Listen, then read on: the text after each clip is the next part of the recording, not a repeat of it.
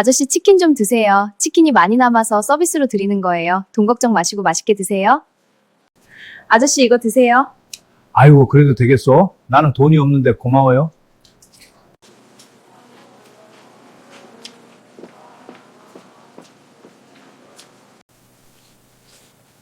치킨 100마리요? 감사합니다, 감사합니다. 빨리 준비해 놓을게요. 내가 좀 도와줄까요? 아, 그래 주시면 감사하지요. 정말 감사합니다.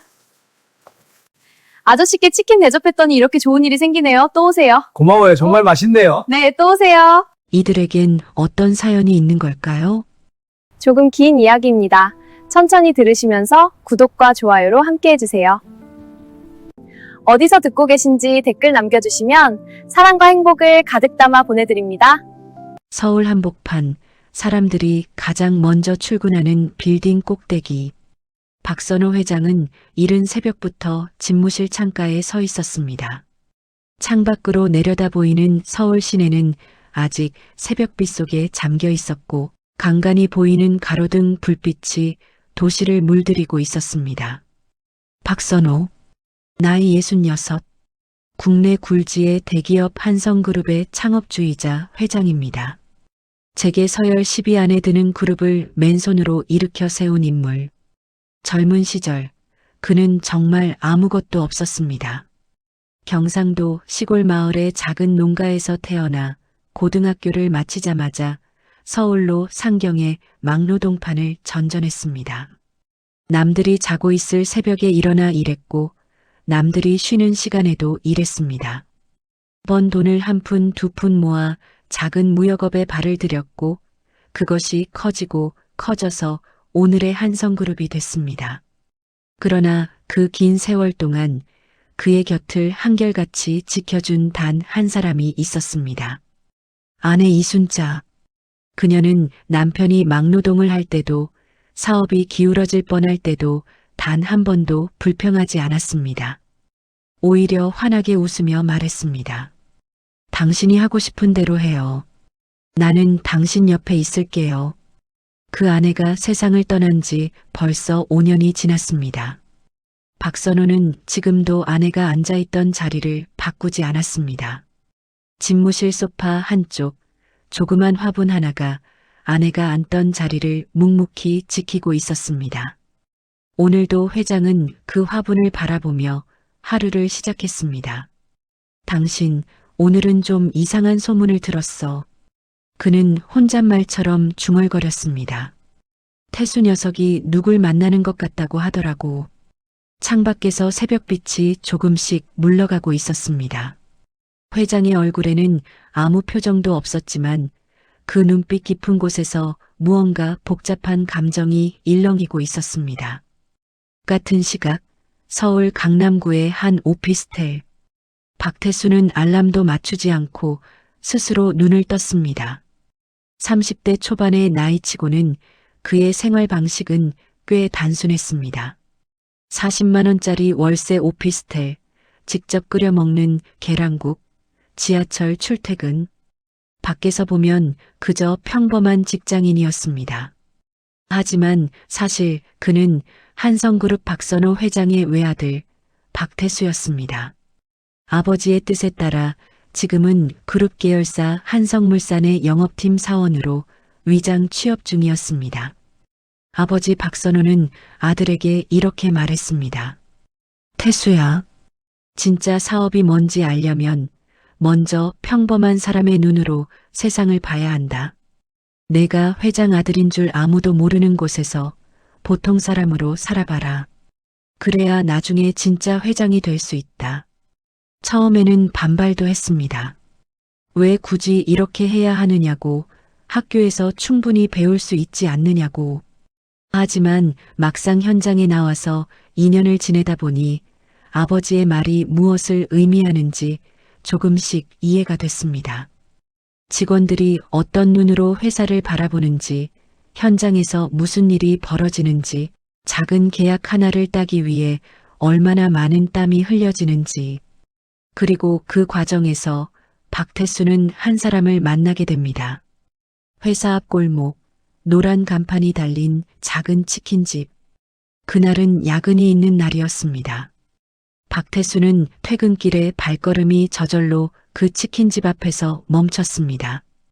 배도 고프고 혼자 오피스텔에 들어가기가 뭔가 허전한 그런 날이었습니다. 문을 열고 들어서자 기름 냄새와 함께 환한 웃음소리가 쏟아졌습니다. 어서 오세요. 혼자 오셨어요? 여기 앉으세요. 처음 보는 손님에게도 마치 오래된 단골을 맞이하듯 환하게 웃는 여자가 있었습니다. 김지혜였습니다.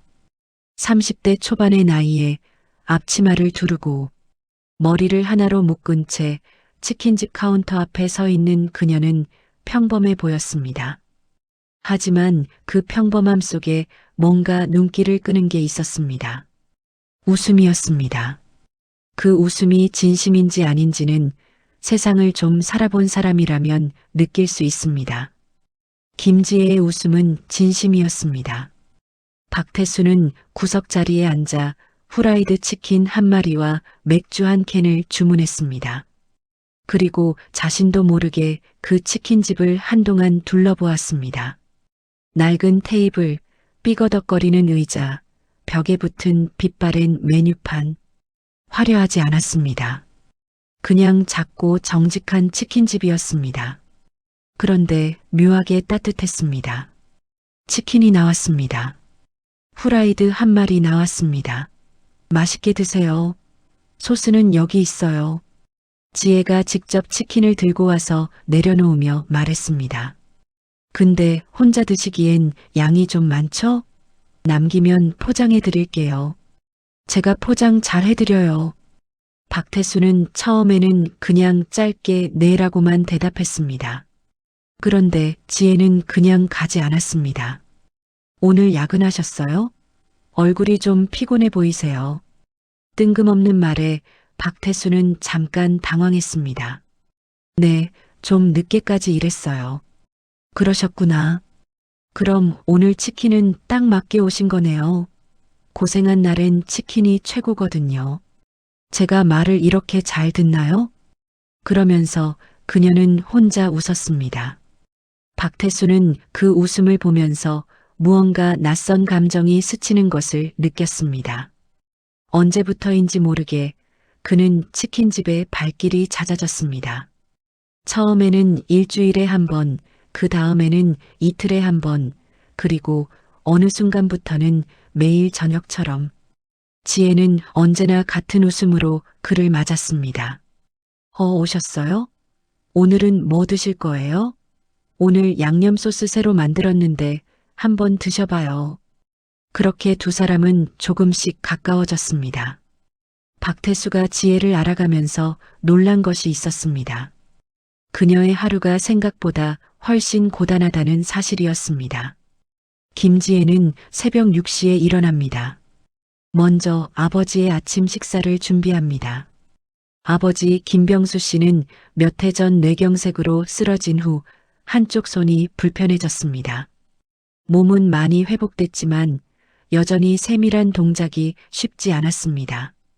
지혜는 아침마다 아버지의 밥상을 차리고 약을 챙기고 필요한 물건을 정리해 놓은 다음 오전 9시에 치킨집 문을 열었습니다. 점심에는 혼자 가게를 운영하면서 배달 주문도 소화합니다. 저녁에는 퇴근길 손님들로 가장 바빠집니다. 가게 문을 닫는 건 밤 11시가 넘어서입니다. 그 후에도 정리, 청소, 다음날 재료 준비까지 마치면 자정이 넘기 일쑤였습니다. 그런 하루를 보내면서도 지혜는 단 한 번도 손님 앞에서 지친 표정을 드러내지 않았습니다. 어느 날 밤 박태수가 가게에 남아서 막걸리 한 잔을 기울이다 물었습니다. 지혜 씨, 힘들지 않아요? 이렇게 혼자 다 하면서. 지혜는 잠깐 멈췄다가 씩 웃으며 대답했습니다. 힘들죠. 근데 이상하게 힘든 게 이겨져요. 아버지가 아침에 밥 먹고 나서 잘 먹었다 하면 그 한마디에 다 잊어버려요. 그리고 손님들이 맛있다고 하면 그게 또 힘이 나요. 별거 아닌 것 같죠? 아니요, 별거 맞아요. 지혜는 그 대답이 의외였는지 눈이 동그래졌습니다. 뭐예요? 갑자기 칭찬이에요? 그냥 사실을 말한 겁니다. 그 순간 지혜의 뺨이 살짝 붉어졌습니다. 그리고 박태수도 자신이 한 말에 스스로 놀랐습니다.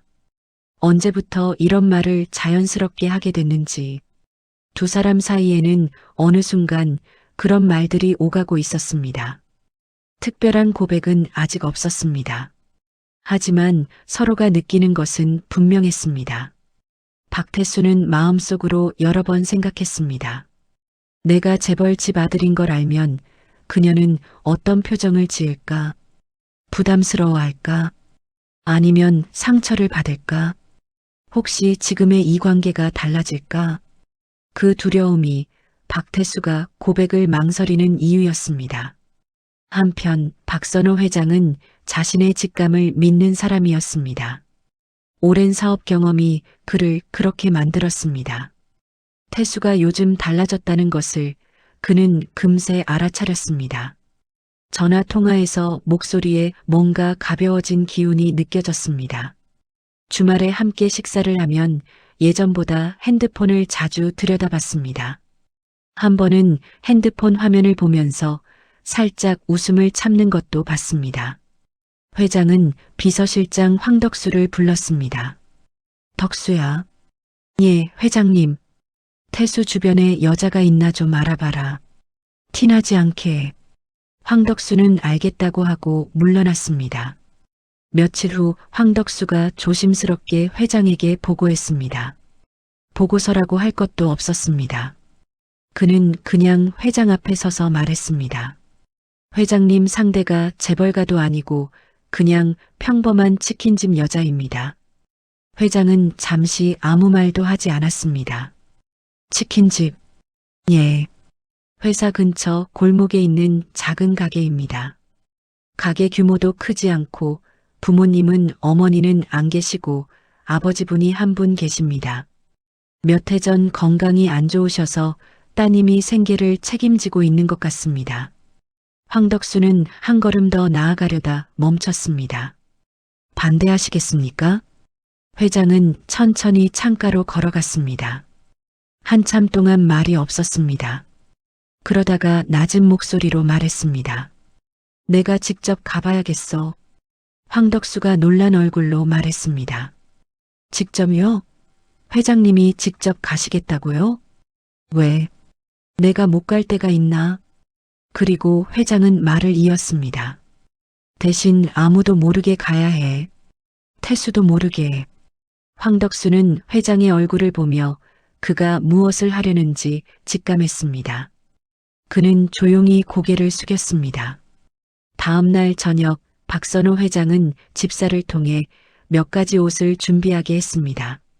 낡은 점퍼, 오래된 바지, 다른 운동화, 그리고 수염을 며칠째 깎지 않아 거친 얼굴, 머리는 손으로 아무렇게나 헝클어 놓았습니다. 황덕수가 그 모습을 보며 속으로 생각했습니다. 이게 말이 되는 상황인가? 하지만 입 밖으로는 내지 않았습니다. 회장은 거울을 보며 말했습니다. 어때? 그럴듯하지? 충분합니다, 회장님. 회장이 피식 웃었습니다. 나도 젊었을 때는 이런 옷 많이 입었어. 낯설지 않아. 그 말을 들은 황덕수는 가슴 한편이 묘하게 저려왔습니다. 이 사람이 처음부터 이런 사람이었다는 사실을, 가난하게 시작해서 여기까지 온 사람이라는 것을. 회장은 차에서 내릴 때 황덕수에게 말했습니다. 너는 멀찍이서 차만 대기해. 혼자 들어갈 거야. 혼자요? 혹시 무슨 일이라도 생기면. 치킨집에서 무슨 일이 생겨. 걱정 마. 회장은 그렇게 혼자 골목 안으로 걸어 들어갔습니다. 11월의 서울 밤바람이 차가웠습니다. 낡은 점퍼 하나로는 제법 쌀쌀했지만 회장은 아랑곳하지 않고 걸었습니다. 멀리서 노란 간판이 보였습니다. 지엔의 치킨. 유리창 안에서 불빛이 따뜻하게 새어나오고 있었습니다. 박선호 회장이 치킨집 문을 열고 들어섰습니다. 딸랑. 작은 종소리와 함께 기름 냄새, 따뜻한 공기가 한꺼번에 쏟아졌습니다. 손님이 몇 명 있었습니다. 회사 넥타이를 느슨하게 푼 직장인들, 젊은 연인 한 쌍. 회장은 구석자리에 조용히 앉았습니다. 낡은 옷, 헝클어진 머리, 거친 수염. 그 모습을 처음 보는 사람이라면 노숙자라고 생각할 만했습니다. 잠시 후 카운터에서 주문을 받고 있던 김지혜가 회장을 발견했습니다. 지혜는 잠깐 손을 멈추었습니다. 그러더니 살며시 다가왔습니다. 아저씨 배고프시죠? 회장은 아무 말도 하지 않았습니다. 지혜는 잠깐 생각하더니 조용히 말을 이었습니다. 남은 치킨 있는데 드실래요? 저희 오늘 마감하려고 하는데 그냥 버리기 아까워서요. 회장이 지혜를 바라보았습니다. 그녀의 눈에는 불쌍히 여기는 기색도 불편해하는 기색도 없었습니다. 그냥 자연스러웠습니다. 평소에 의뢰하는 행동처럼. 회장은 낮은 목소리로 말했습니다. 괜찮겠소? 당연하죠. 잠깐만요. 따뜻하게 데워서 드릴게요. 지혜는 주방으로 들어가더니 남은 치킨을 다시 따뜻하게 데워서 가져왔습니다. 양도 적지 않았습니다. 다리 2개, 날개, 몸통까지 제법 넉넉하게 담겨 있었습니다. 거기다 물 한 컵과 작은 단무지까지. 맛있게 드세요. 치킨무도 드시고요. 그러고는 자연스럽게 다시 카운터로 돌아가서 다른 손님을 챙겼습니다. 박선호 회장은 그 모습을 묵묵히 바라보았습니다. 그의 눈이 살짝 흔들렸습니다. 저 아이는 자연스럽게 했구나. 망설이거나 계산하거나 눈치 보지 않고. 회장은 치킨을 한 점 집어들었습니다. 뜨거운 김이 올라왔습니다. 그 치킨을 천천히 먹으면서 회장은 오래된 기억 하나를 꺼내들었습니다. 30년 전이었습니다. 박선호가 사업을 막 시작했을 무렵 자금이 바닥나서 직원들 월급도 못 줄 위기에 처한 적이 있었습니다. 그날 밤 그는 아내 이순자에게 솔직하게 털어놓았습니다. 여보, 이번 달 힘들 것 같아. 직원들 월급을 못 줄 수도 있어. 아내는 아무 말도 하지 않았습니다. 잠시 후 그녀는 주방으로 들어가더니 따뜻한 밥상을 내왔습니다. 찌개, 김치, 계란말이. 소박한 밥상이었지만 정성이 담겨 있었습니다. 일단 밥부터 먹어요. 배고프면 생각도 안 나요. 그리고 밥을 먹는 동안 아내는 말했습니다. 우리 가진 거 없지만 당신이 있잖아요. 당신이 있으면 다시 시작할 수 있어요. 걱정하지 마요. 그 한마디가 박선호를 다시 일으켜 세웠습니다. 그 후로도 사업이 기울 때마다, 힘이 빠질 때마다 아내는 언제나 밥을 먼저 챙겨주었습니다. 말로 위로하기보다 행동으로 먼저 살폈습니다. 그리고 언제나 웃었습니다. 그 웃음이 박선호의 버팀목이었습니다. 지금 치킨집 안에서 박선호는 그 기억을 다시 만났습니다. 계산하지 않고 따지지 않고 그냥 자연스럽게 손을 내밀었던 지혜의 모습. 저 아이 우리 아내와 닮았구나. 회장은 치킨을 씹으면서 눈을 가늘게 떴습니다. 밖에서는 차가운 바람이 불었지만 치킨집 안은 따뜻했습니다. 회장이 구석에서 치킨을 먹는 동안 치킨집 안은 점점 바빠지기 시작했습니다. 저녁 8시를 넘어서자 퇴근길 손님들이 몰려들었습니다. 주문이 밀려들었습니다. 전화도 울렸습니다. 지혜는 혼자였습니다. 카운터에서 주문을 받고 전화를 받고 주방에서 닭을 튀기고 포장을 하고 서빙을 하고 그 모든 것을 혼자 해냈습니다. 그런데 놀라운 것은 그 과정에서 단 한 번도 인상을 쓰지 않았다는 것입니다. 손님 한 분 한 분에게 눈을 맞추고 웃으며 인사하고 조금만 기다려주세요. 금방 나가요. 라고 밝게 말했습니다. 단골 아저씨가 들어왔습니다. 과장님, 오늘도 오셨어요? 소주는 한 병이에요? 두 병이에요? 한 병만. 오늘 약은 없어서. 어머, 약은 없으면 두 병 드셔야지요. 퇴근이 빠른 날이 더 마셔야 하는 날이잖아요.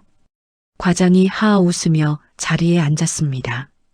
한쪽에서는 어린 대학생처럼 보이는 손님이 메뉴판을 들고 한참 망설이고 있었습니다. 뭐 드실지 모르겠어요? 그럼 제가 추천해 드릴까요? 오늘은 순살 간장이 진짜 맛있어요. 제가 아까 소스 새로 만들었거든요.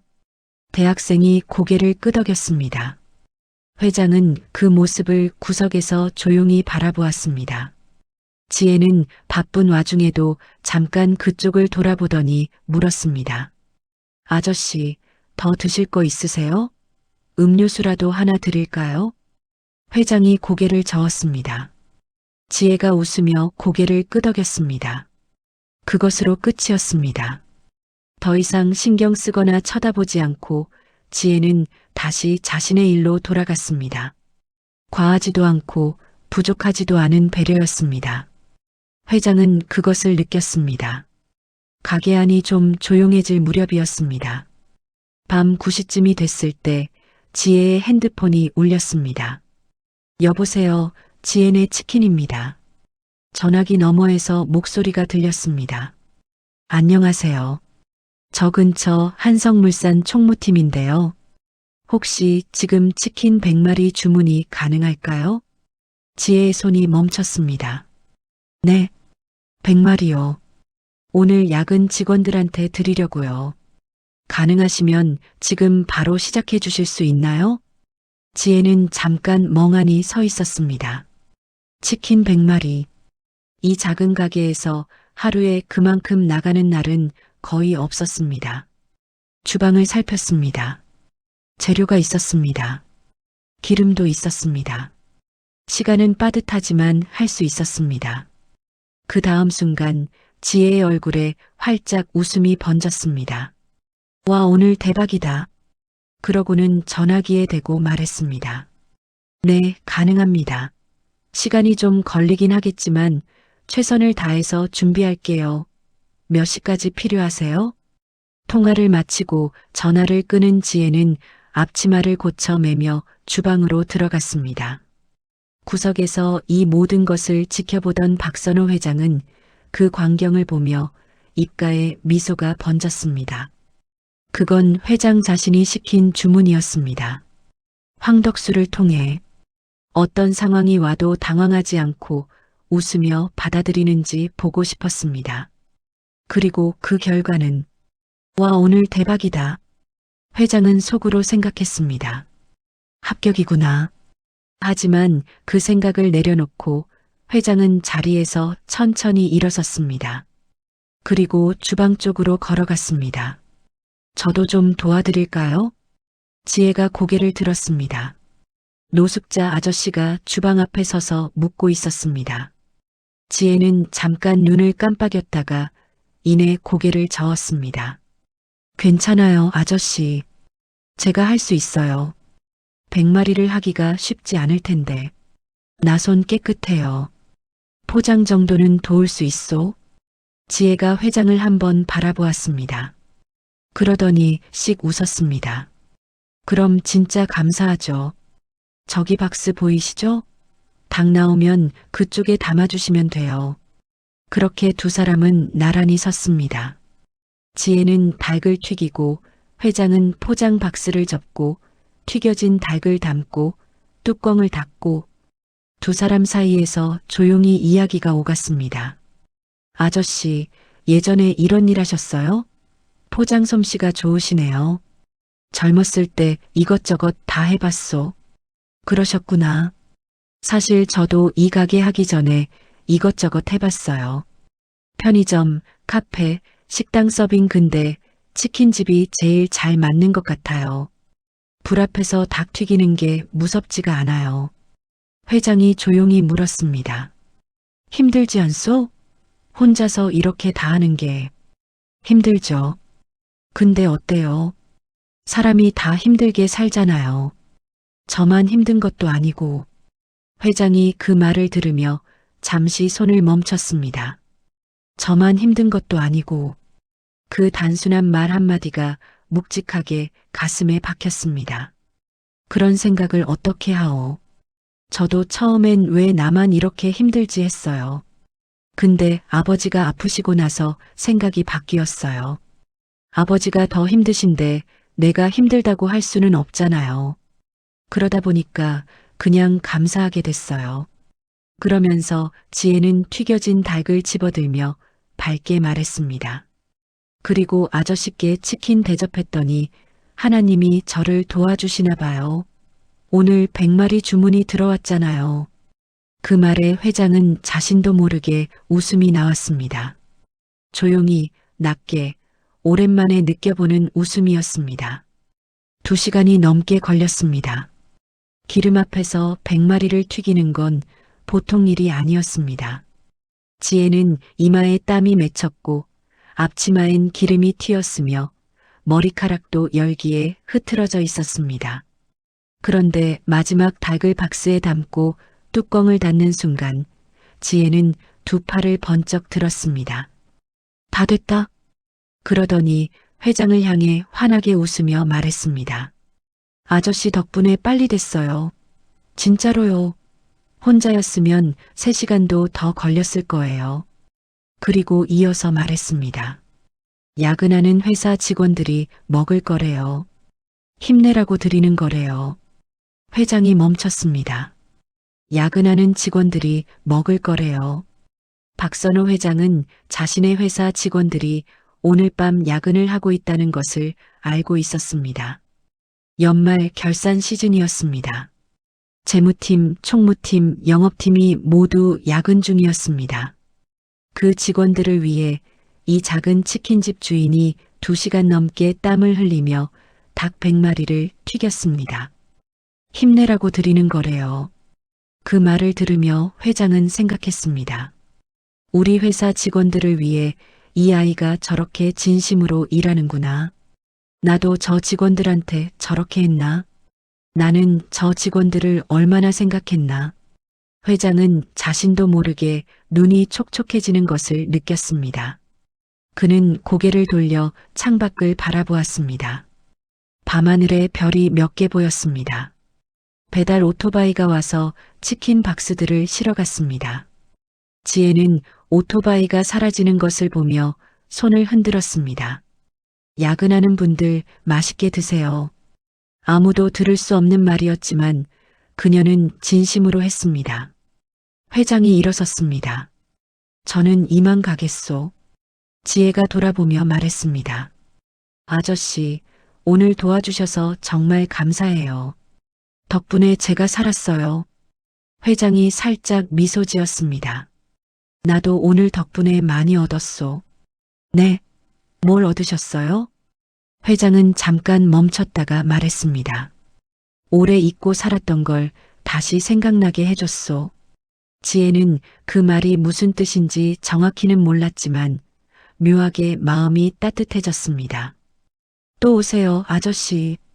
치킨 또 드릴게요. 회장이 고개를 끄덕이며 문을 열고 나갔습니다. 딸랑. 문이 닫혔습니다. 회장은 골목길을 걸었습니다. 찬바람이 불었지만 가슴은 아까보다 훨씬 따뜻했습니다. 저 멀리서 황덕수가 차를 몰고 다가왔습니다. 차 안에서 황덕수가 조심스럽게 물었습니다. 어떠셨습니까, 회장님? 회장은 한동안 말이 없었습니다. 창밖으로 서울의 야경이 흘러갔습니다. 불빛들이 반짝이고 사람들이 오갔습니다. 잠시 후 회장이 낮게 말했습니다. 덕수야, 저런 사람이 진짜 복을 받는다. 네.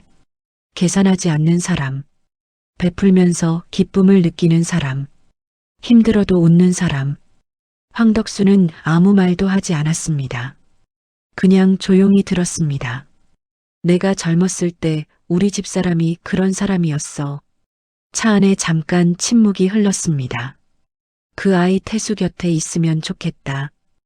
황덕수는 조용히 고개를 끄덕였습니다. 회장의 대저택에 도착했을 때 이미 밤이 꽤 깊어 있었습니다. 회장은 집에 들어서자마자 아들 박태수에게 전화를 했습니다. 태수야. 예, 아버지. 이 시간에 무슨 일이에요? 회장이 잠깐 멈추었다가 말했습니다. 합격이다. 전화기 너머에서 잠시 아무 소리도 들리지 않았습니다. 네, 그 아이 말이다. 꼭 마음 얻어서 결혼해라. 태수는 놀라서 잠깐 말을 잃었습니다. 어떻게 알았지? 아버지가 어떻게... 아버지, 어떻게 그걸 내 며느리로 삼고 싶다. 태수는 멍하니 전화기를 들고 앉았습니다. 무슨 기준으로? 그 아이 웃는 모습이 내 엄마랑 너무 닮았다. 그 말에 박태수의 눈이 붉어졌습니다. 돌아가신 어머니, 어머니를 일찍 여인 그에게 그 이름은 언제나 마음속 깊은 곳에 있었습니다. 돈 많은 집안보다 저런 사람이 진짜 가족이다. 태수야, 그 아이 옆에 있어라. 전화가 끊겼습니다. 박태수는 한동안 전화기를 내려다보았습니다. 그리고 눈을 감았습니다. 지혜의 웃음이 떠올랐습니다. 야근하는 회사 직원들이 먹을 거래요. 힘내라고 드리는 거래요. 박태수는 결심했습니다. 이제 숨기지 말자고. 있는 그대로를 보여주자고. 다음 날 저녁 박태수는 평소보다 일찍 치킨집에 들렀습니다. 손님이 없는 조용한 시간이었습니다. 지혜가 카운터에서 영수증을 정리하다가 눈을 들었습니다. 오셨어요? 오늘 좀 이른데? 오늘 뭐 드릴까요? 지혜 씨, 뭔가 다른 목소리였습니다. 지혜가 고개를 들었습니다. 저 드릴 말씀이 있어요. 지혜는 손을 멈추고 태수를 바라보았습니다. 태수는 자리에 앉더니 잠깐 깊게 숨을 들이쉬었습니다. 지혜 씨, 사실 저는 제가 말해온 것처럼 그냥 평범한 직장인이 아니에요. 한성그룹 박선호 회장의 아들이에요. 박태수? 지혜의 얼굴이 굳었습니다. 잠깐 침묵이 흘렀습니다. 지혜가 천천히 물었습니다. 한성그룹이요? 네. 아버지 회사에서 경영 수업 중이에요. 위장 취업이에요. 제가 재벌 아들인 걸 숨기고 싶었던 게 아니라 관계가 달라질까봐 말하지 못했어요. 지혜 씨가 저를 다르게 볼까봐. 지혜는 한동안 아무 말도 하지 않았습니다. 그러더니 조용히 물었습니다. 지금까지 저한테 거짓말한 건 그거 하나예요? 네. 치킨 맛있다고 한 것도요? 제 웃음이 보기 좋다고 한 것도요? 그건 진심이에요. 지혜가 잠깐 입술을 깨물었습니다. 그러더니 낮게 말했습니다. 저는 재벌 집안이랑 어울리는 사람이 아니에요. 치킨집 딸이에요. 저는 치킨집 딸한테 반했어요. 지혜의 눈이 흔들렸습니다. 태수가 이어 말했습니다. 지혜 씨, 저는 신분이나 배경 같은 거 생각해 본 적 없어요. 그냥 매일 이 가게에 오고 싶었고 그 이유가 지혜 씨였어요. 지혜는 눈을 깜빡였습니다. 한 방울 눈물이 떨어졌습니다.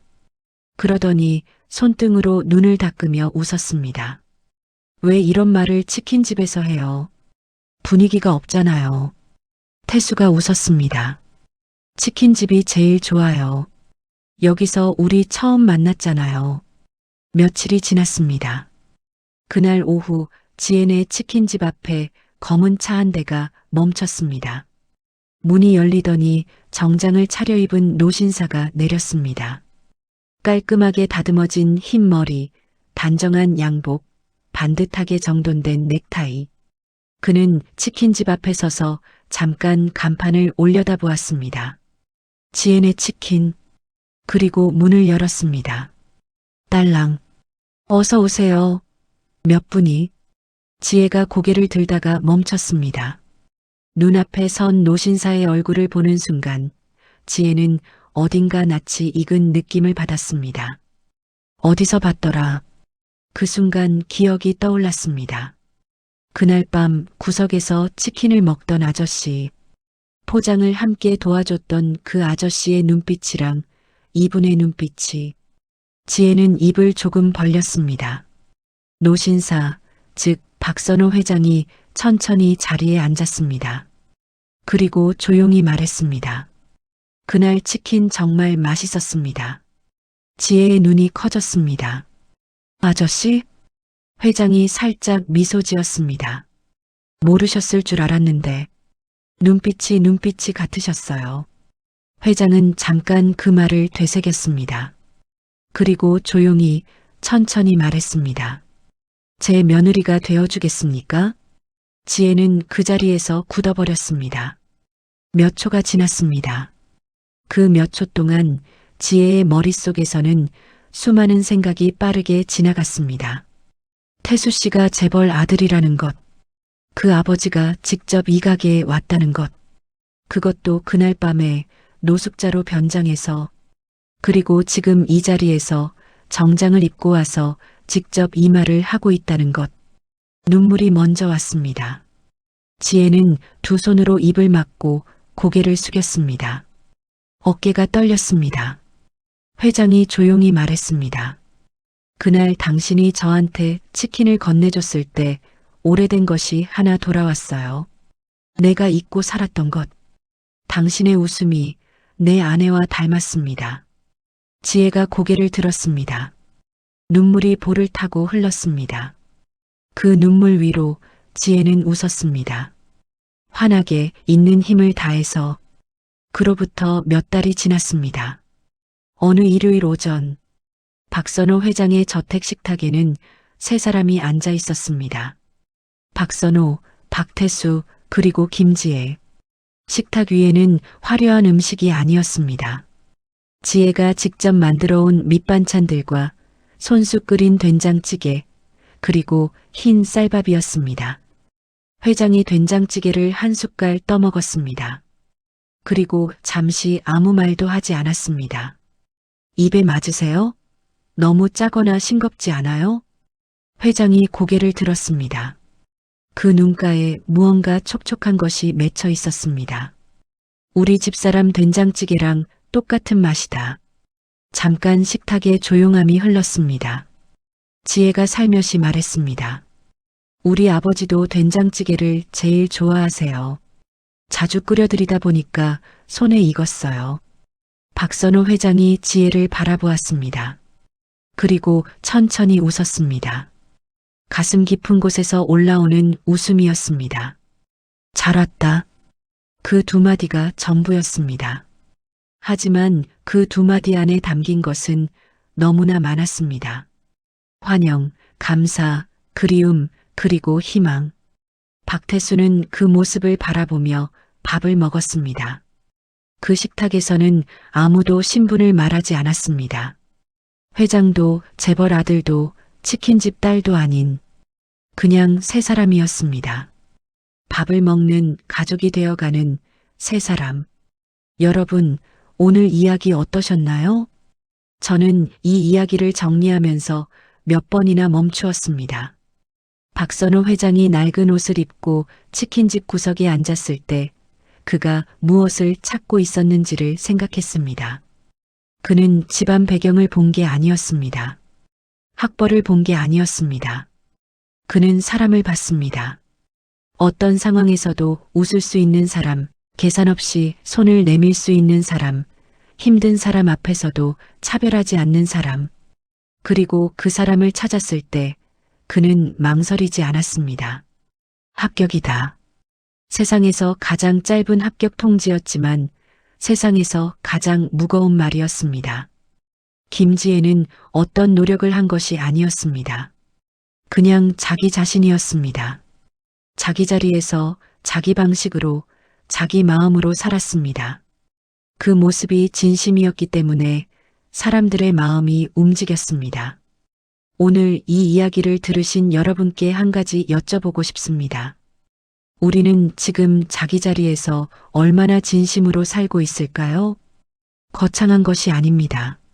매일 아침 주변 사람들에게 건네는 인사 하나, 힘든 사람에게 건네는 따뜻한 말. 한마디 아무것도 바라지 않고 내미는 손 한 번. 그것이 쌓여서 사람의 마음을 움직이고 삶을 바꿉니다. 지혜가 그랬던 것처럼 오늘도 이 이야기를 끝까지 들어주셔서 진심으로 감사합니다.